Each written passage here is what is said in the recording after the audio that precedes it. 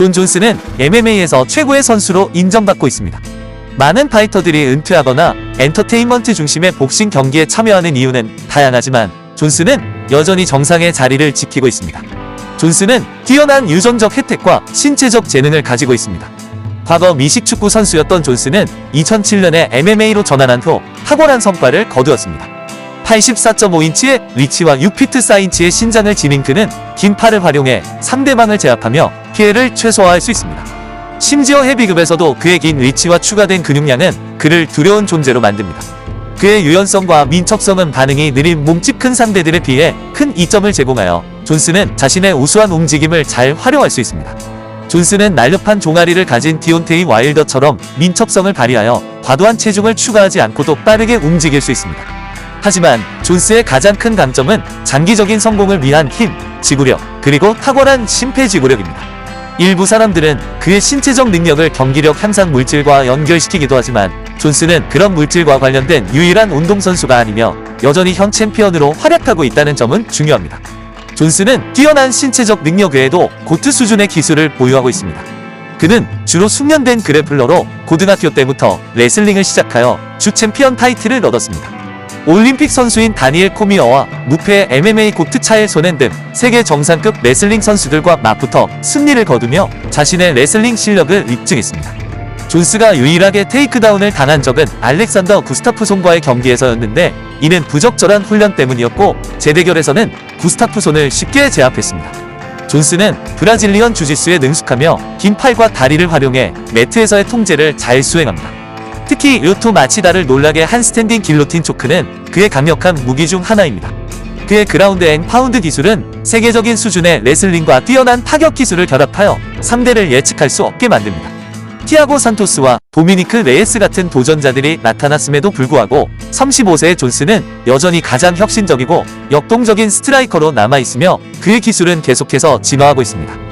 존스는 기존의 공격 패턴을 피하고 에너지를 절약하며 기회를 잘 활용하는 선수로 유명합니다. 그의 레인지 게임은 페인팅, 회전 공격, 레그킥 등으로 상대를 예측할 수 없게 만듭니다. 그는 원거리와 클린치 상황 모두에서 자신의 긴 리치를 활용하여 테이크다운과 공격을 효과적으로 수행합니다. 존스는 다양한 승리 전략을 보유한 다재다능한 파이터입니다. 파이트 IQ는 챔피언과 도전자를 구분하는 중요한 요소로 이는 경기 중 상대의 방어 약점을 파악하고 전략적으로 대응하는 능력을 의미합니다.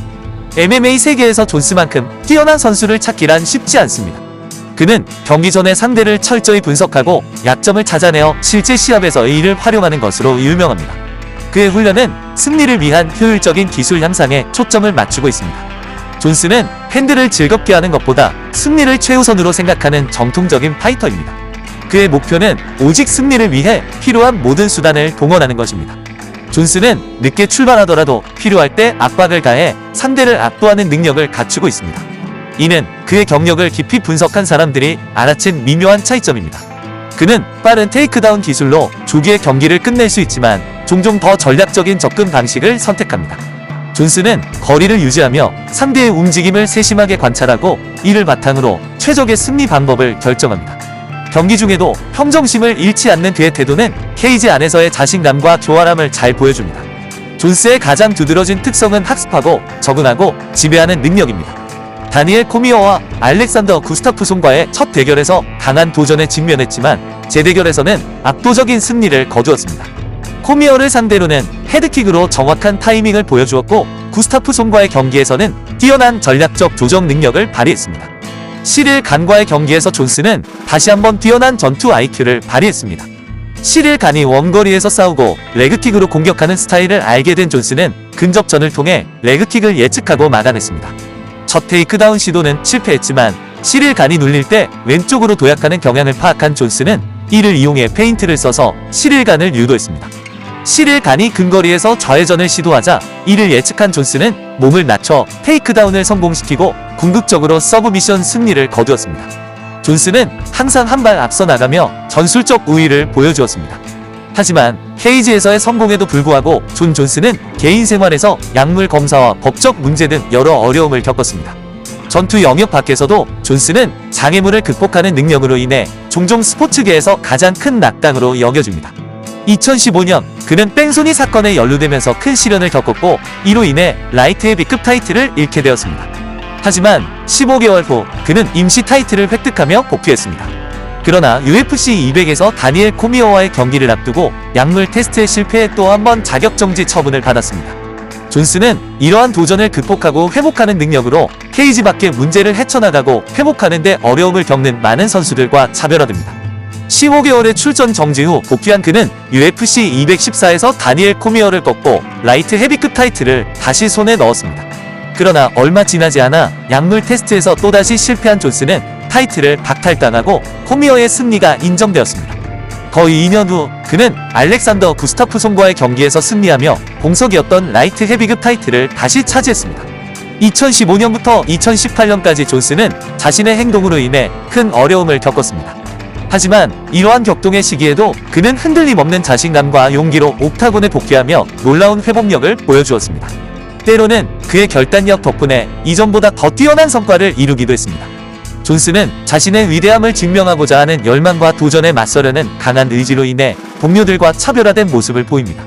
케이지 안에서 그는 역경을 극복하고 싸움의 흐름을 자신에게 유리하게 전환하는 능력을 발휘했습니다. 라이트 헤비급 경기, 특히 도미닉 레예스와 티아고 산토스와의 대결은 존스를 극한까지 몰아붙였습니다. 특히 경기 초반의 크기와 힘의 어려움에 직면했지만 존스는 뛰어난 적응력을 보여주었습니다. 그는 자신의 게임 계획을 능숙하게 실행하며 상황에 맞춰 신속히 조정을 하여 승리를 확정지었습니다. 이러한 능력 덕분에 존스는 어려운 상황에서도 성공할 수 있는 능력을 입증하며 MMA에서 지배적인 위치를 굳건히 다졌습니다. 본질적으로 존 존스는 타고난 파이터로서 세계적 수준의 파이터와 노련한 베테랑을 상대하면서도 그들을 평범하게 보이게 만드는 특별한 재능을 지니고 있습니다.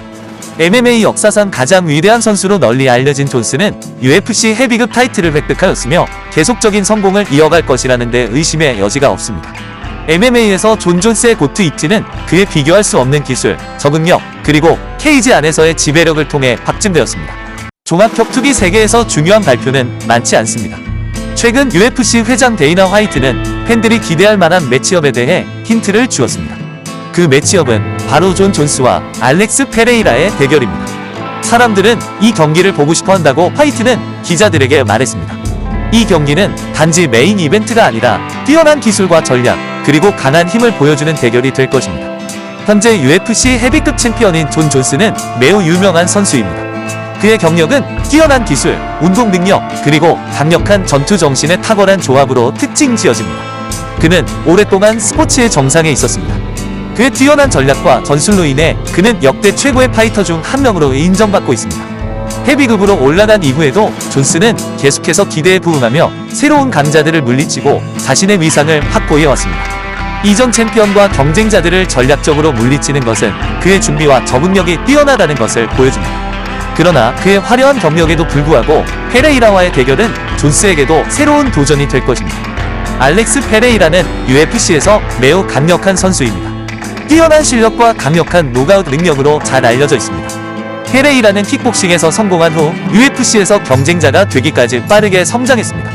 전 글로리 킥복싱 미들급 및 라이트 헤비급 챔피언이었던 그는 MMA로 전환하면서 여러 번의 인상적인 승리를 거두었고 현재 UFC 라이트 헤비급 챔피언입니다. 페레이라는 강한 턱, 강력한 타격, 그리고 상대를 바로 쓰러뜨릴 수 있는 노가웃 능력을 가지고 있어 모든 상대에게 무서운 존재입니다.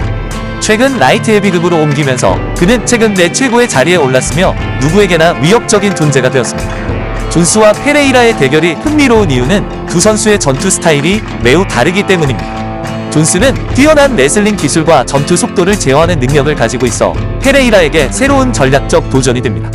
존스는 경기 중에 빠르게 적응하고 상대의 작은 약점까지 이용하며 다양한 기술을 구사합니다. 이러한 능력 때문에 그는 상대하기 매우 어려운 선수로 여겨집니다.